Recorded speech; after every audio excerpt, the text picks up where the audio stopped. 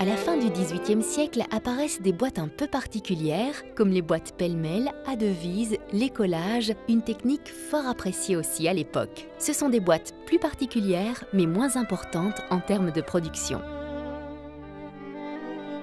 Le début du XIXe siècle est très important parce qu'il y a non seulement un changement de goût, d'essence de bois, mais aussi un changement technique important. C'est l'époque où l'on découvre, un peu par hasard, la technique du bois gris. Trempé dans l'eau ferrugineuse du Pouhon, il prend une teinte gris-perle caractéristique.